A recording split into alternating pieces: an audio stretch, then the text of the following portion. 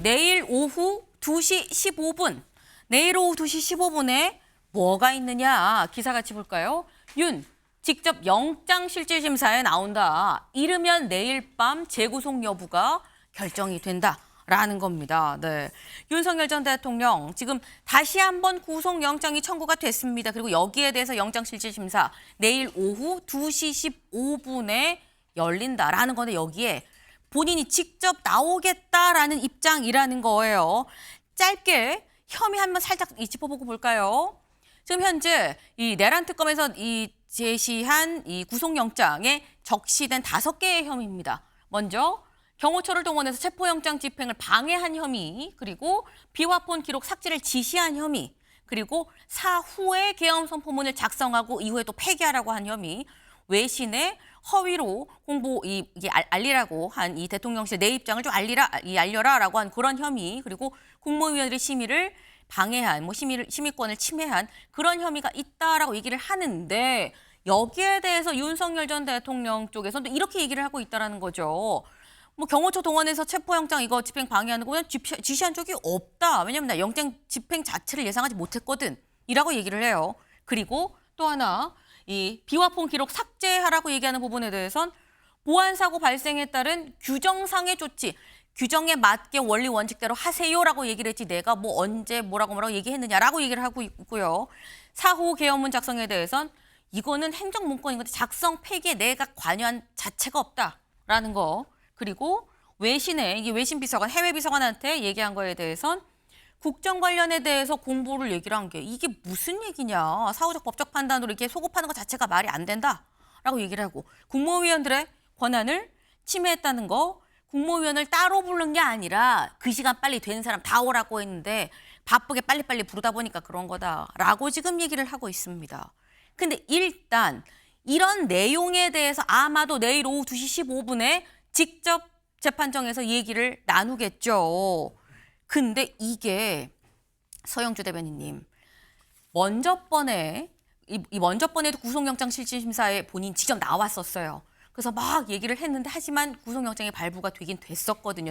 나중에 취소가 되긴 했지만 이번에 직접 영장심사 나온다. 이번에 윤 전 대통령의 발언 이런 주장의 설득력 얼마나 있을 거라고 보십니까? 지금 중앙일보 보도에 따르면 이제 네. 영장 혐의와 반론에 대해서 이렇게 좀 보기 좋게 해놨는데 그냥 상식적으로 접근하더라도요. 본인 혐의를 부인하고 있잖아요. 법적 대응을 하고 있는 게 아닙니다. 지난번 구속영장 실질심사도 구속이 됐잖아요. 사실 이 부분도 구속이 될 가능성이 높은 게 이 증거인멸의 우려가 굉장히 높다. 혐의를 다 부인하고 아랫사람들이 다 한 것이고 자기는 아무것도 몰랐다. 결국엔 밖에 나가서 이 윤석열 전 대통령이 있으면 그 아랫사람들에게 본인의 입장을 계속해서 주입할 가능성이 높죠. 최근에 특검이 밝혔던 김성훈 차장의 어떤 여러 가지 증언에 대한 어떤 프로세스도 마찬가지고요. 사실 구속 취소가 된 게 네. 지기현 판사가 구속 취소를 했지만 그게 혐의 부분들이 소명에 대해서 구속 취소가 된 게 아니라 그 일시 가지고 취소가 된 거예요. 그래서 그걸 잘 돌아봤을 때는 구속영장 실질심사에 이번에 있을 부분들은 저는 증거인멸과 범죄의 중대성을 따졌을 땐 저는 거의 한 90%는 발부될 가능성이 높다. 그래 봅니다. 네. 일단 내가 볼 땐 99%까지도 발부 가능성이 높다라고 말씀하셨는데 이건 윤주진 의원님 말씀 들어봐야 될 것 같아요. 저는 굳이 확률을 따지자면 그래도 50% 이상이라고는 저도 예상을 해요. 그러나 몇 가지 허들이 있습니다. 그러니까 첫 번째는 뭐냐면은 지금 직권남용이라는 단어가 많이 보이지 않습니까? 그렇죠. 근데 박근혜 전 대통령 국정농단 사건 당시에도 이 직권남용에 관련해서는 무죄가 많이 나왔어요. 그만큼 재판부가 직권남용을 매우 까다롭게 봅니다. 이유는 뭐냐면은 직권남용이 성립이 되려면 그야말로 직권이 있어야 됩니다. 권한이 있어야 되는데 네. 지금 윤 전 대통령이 뭐 비화폰을 삭제해라, 뭐 사후에 계엄문을 선포해라 이러한 여러 행위들이 단순한 불법으로는 볼 수 있어도 이것이 대통령 권한 내에 있는 적법한 권한이고 이것에 위반돼서 활동을 했느냐 아니면 그것을 남용했느냐 아하. 이렇게 되게 까다롭게 따지거든요. 이런 문제는 사실은 지금 재판부가 소극적으로 본다면은 네. 받아들이기 어려운 부분이 될 수 있다라는 것이고요. 두 번째는 증거인멸과 관련된 문제인데 저는 이건 좀 반반인 것 같습니다. 근데 지금 뭐 김성훈 차장이 뭐 윤 전 대통령의 변호인이 없는 이 상태에서는 뭐 진실을 말하기 시작했다.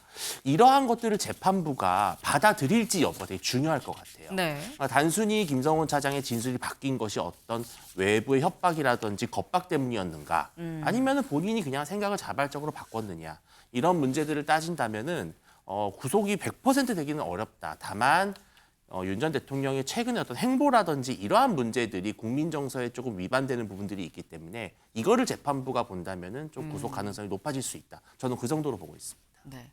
지금 서영주 의원님께서는 99%라고 얘기하셨는데 나는 뭐 굳이 퍼센트를 따지면 50% 이상이라고 하지만 이게 직권남용이란 이런 부분이 있고 증거인멸로 볼지 여부도 좀 봐야 된다라는 말씀을 지금 하셨어요. 네. 근데 지금 관련해서 이런저런 혐의가 막 5개가 막 나오고 막 이런저런 얘기들 굉장히 많죠. 근데 이런 내용, 이런 혐의만 구속영장에 적힌 게 아니다. 구속영장에 이런 내용도 있습니다. 볼까요? 다음 기사. 내란 특검 윤 관저 치외법권 지역으로 만들고 경호처를 사병화했다. 그러니까 지금 이게 본인에 대한 어떤 체포영장을 좀 저지하는 그런 과정에서 관저를 치외법권 지역으로 아예 본인이 지시해서 만들었다. 그리고 경호처를 본인의 어떤 사병처럼 썼다라고 영장에는 이렇게 적시를 했다라는 거죠. 그리고 그 근거로 이걸 들고 있습니다. 관저 안으로 들어온 게 맞느냐? 검사가 절 만나면 곧 돌아간다고 해서 내려가고 있습니다. 라고 윤 전 대통령의 얘기에 박종준 전 당시 대통령 이 경호처장이 대답을 했다라는 거죠. 요 내용이 바로 이 윤석열 전 대통령이 박종준 당시 경호처장한테 전화를 해서 얘기했었던 내용이다. 근데 일반 전화가 아니라 보안 메신저 이 앱으로 전화를 걸었다라는 거죠. 그리고 이 박 전 처장을 비롯한 경호처 관계자들은 윤 전 대통령에 대한 체포영장을 집행하러 온 고위 공직자 범죄수사처 공수처 검사들과 차벽 등을 사이에 두고 대치하던 중이었는데 시시각각 상황을 보고받던 윤 전 대통령은 공수처가 이 정문까지 올라오는 건 좀 아닌 것 같다라는 구체적 의견도 경호처에 냈다. 근데 윤주진 위원님, 이런 내용을 보면 지금 이 특정 앱, 이 특정 뭐 약간 뭐 텔레그램 같은 그런 이 특정 앱인 거죠. 이게 뭐 추적이 안 되고 이런 네. 그 앱을 통해서 계속 보고를 받고 전화해서 지시도 했다라는 게 구속영장에 적시된 내용이긴 이게 뭐 진짜인지 아닌지는 뭐 봐야 되는 거긴 합니다만 예. 어쨌거나 특검에서는 이 기록 자체를 좀 확보를 했다라는 얘기가 나와 있는데 이건 영장 발부에 상당히 좀 안 좋게 작용할 수 있어 보이거든요. 상당히 결정적인 증거가 될 겁니다. 특히 이제 재판부는 어떤 물증보다도 물론 물증도 매우 중요합니다만 어떤 이것이 정말 실체적인 진실에 가까운 그러한 스토리를 갖고 있느냐 이런 것들을 많이 보거든요. 근데 저는 이것은 결국은 박종준 경호처장이라든지 김성훈 차장 한때 윤 전 대통령에게 절대 충성을 맹세했던 이들이 결국은 검찰이나 특검 진술에서 많은 것들을 이야기했다라고 볼 수 있는 거예요. 어떻게 아냐라는 거죠. 말 안 하면. 그러면 왜 이야기했을까? 저는 이것은 사실은 어떤 뭐 역사의 법칙과 같은 것인데 윤 전 대통령이 만약 내가 다 지시한 거다. 모든 것은 다 내 책임이니까 이 경호처는 대통령의 지시에 따라서 움직이는 어떻게 보면 기계적인 집단이다. 모든 책임을 나에게 물어야 되고 이들은 잘못이 없다라고 사실은 윤 전 대통령이 진술했다면 아마 이런 일은 벌어지지 않았을 거예요. 그런데 나는 잘 모르겠다. 나는 그런 뜻으로 이야기한 것이 아니다. 나는 지시한 적 없다. 이렇게 돼버리면요.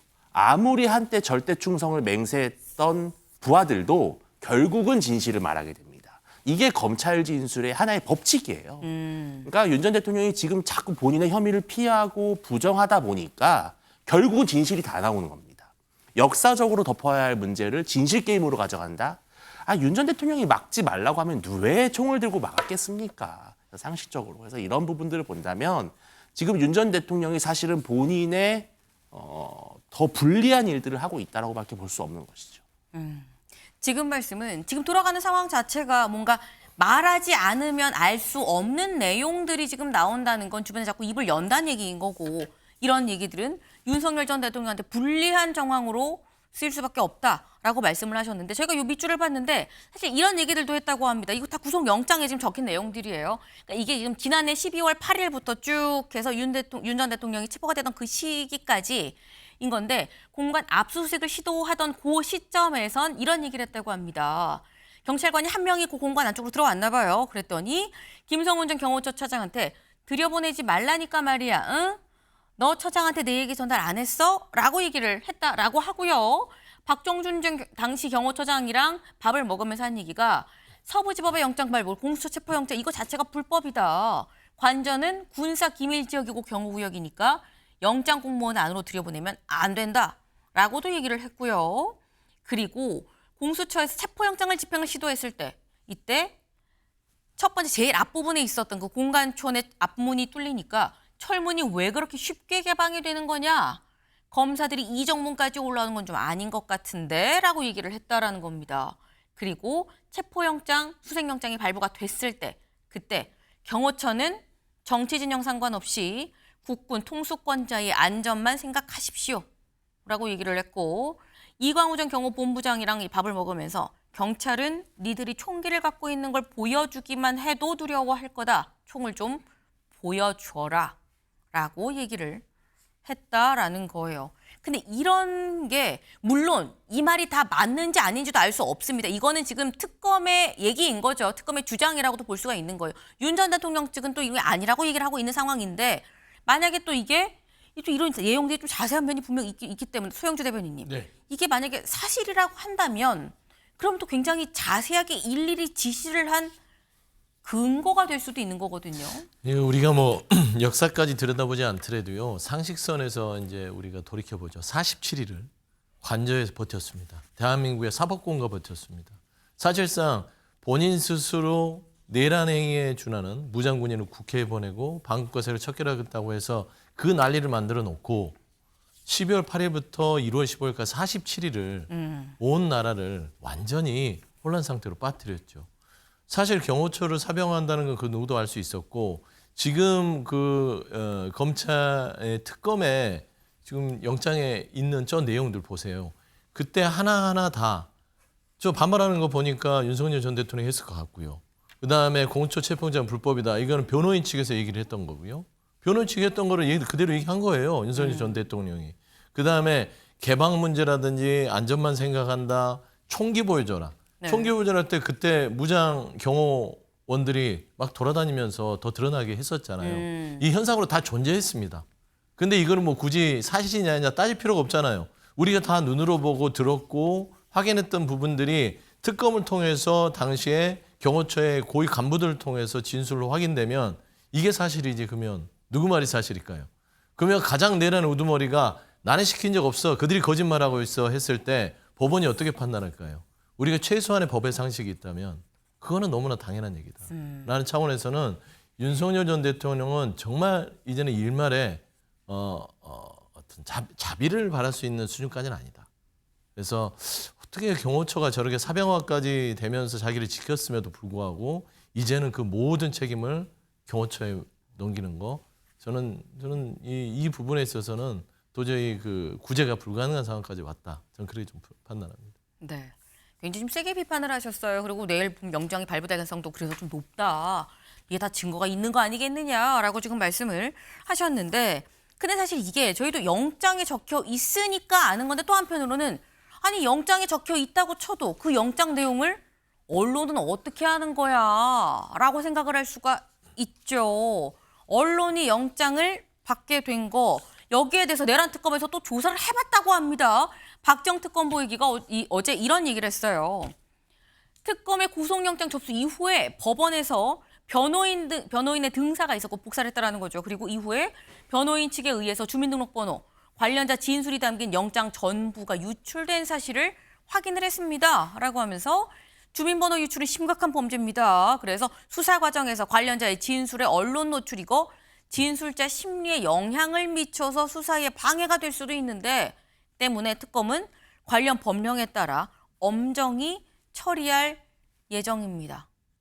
그러니까 이게 보통 영장이 이 노출이 이 공소장이나 이 기소를 하는 이 공소장이나 영장, 체포영장, 구속영장이 밖으로 공개가 되면 보통 피의자들이 항의를 하는 차원에서 이런 비슷한 얘기를 하긴 하는데 윤주진 의원님 예. 이번에는 특검에서 이거 범죄예요. 우리가 강하게 나갈 겁니다라는 얘기를 해요. 약간 이제 바뀐 것 같은 느낌도 없잖아 있어요. 그러니까 지금 이 만약에 정말로 특검 측의 주장대로 변호인들이 영장을 유출한 것이 맞다면요. 네. 그 의도는 무엇이냐면 그 영장에 적시된 바로 뭐 김성훈 차장이라든지 박종준 경호처장, 그러니까 한때 윤 대통령에게 충성했던 이들이 진술을 변화했다. 진술이 변화됐다. 왜 바뀌었을까? 이것을 이제 흔히 말하는 배신자 프레임으로 낙인을 찍기 위한 것이 아니냐라는 얘기를 하는 것 같아요. 네. 그런데 사실 저는 조금 이것은 사실은 기소장이라든지요, 아니면 영장이 국회를 통해서든지 혹은 피의자를 통해서든지 언론이나 외부에 유출되거나 공개되는 경우는 사실 종종 있었습니다. 다만 주민번호가 유출됐다라는 것은 당연히 그 개인으로서는 매우 중대한 범죄 중에 하나지만 실은 그 주민번호가 있고 없고를 떠나서 보통 이니셜로도 많이 처리가 되잖아요. 뭐 네. A씨, B씨. 하지만 사실은 다 유추가 가능하죠. 이게 누군지. 그래서 아주 심각한 범죄까지는 아니다. 다만 제가 오히려 방점을 찍고 싶은 것은 만약에 변호인들이 네. 정말로 그 진술한 이들에게 신변적인 위협을 가해서 수사에 조금이라도 윤 전 대통령에게 유리한 분위기를 만들려고 한 그런 의도 때문에 영장을 유출한 것이라면 그것은 지탄받아 마땅하고 당연히 법에 따라 처벌을 받아야 된다고 생각을 합니다. 네. 만약에 정말 특검에서 지금 생각하는 것처럼 현재 이 검찰에 나와서 진술을 좀 제대로 했었던 그런 사람들한테 압박을 가하기 위해서 윤석열 전 대통령 쪽에서 영장을 일부러 공개를 했다 그러면 그건 비판을 받아야 될 일이긴 한데 글쎄 영장이 그동안 한 번도 유출이 안 되다가 이번에 처음 유출된 건가 뭐 이런 말씀을 지금 하시긴 하셨어요. 서영수 대변인께서 어떻게 저건 보십니까? 유출의 문제가 아니라 네. 사실상 증거인멸, 그러니까 그 주변에 있는 사람들의 입을 막겠다는 의도가 너무 다분하게 보이기 때문에 법적 대응을 하는 것은 유출로 대응을 하는 것이죠. 윤 전 대통령 측이 입을 막으려는 시도가 확실하다. 확실하다. 근데 그 입을 막으려는 시도에 대해서는 법적 처벌이 안 되니 그 유출에 대해서 문제를 따지면서 거기에 대한 대응을 하는 것인데 사실상 참 윤석열 전 대통령 측이 고약해요. 지난 헌지에서도 그렇지 않습니까? 대면을 하면 거기에 왔던 각 장성들이 형사재판에 하는 거랑 헌지에서 나와서 증언하는 게 아예 달랐잖아요. 그게 지금 나타나고 있는 특검이 주장하는 증거인멸의 시도고 밖에 있는 자체가 증거인멸의 영향력이다. 라는 차원에서 이번에 영장 청구를 한 거예요. 사실 형사 이 수사 진행 절차를 신속하게 하려면 그런 걸 배제하고 수감된 상황에서 수시로 불러서 해야만 진실적인 어떤 사실 확인이 가능하지 않겠습니까? 저는 그런 측면에서 윤석열 전 대통령 변호인 측에서 고약하게 대응한 건 맞다. 하지만 어차피 그 영장 정당 판사가 이런 것까지 다 고려를 하지 않겠습니까? 그래서 제가 99%다 얘기를 한 것입니다. 지금 말씀은 우리가 나눈 이 모든 내용들을 분명히 내일 오후 2시 15분에 영장 전담 판사가 다 고려를 해서 발부 여부를 결정을 할 것이다 라고 말씀하셨는데 이르면 내일 저녁에 내일 안에 결과가 나온다라고 하죠. 윤 전 대통령 두 번째 구속을 맞을 것이냐, 이번에 기각이 될 것이냐 여부가 주목이 됩니다.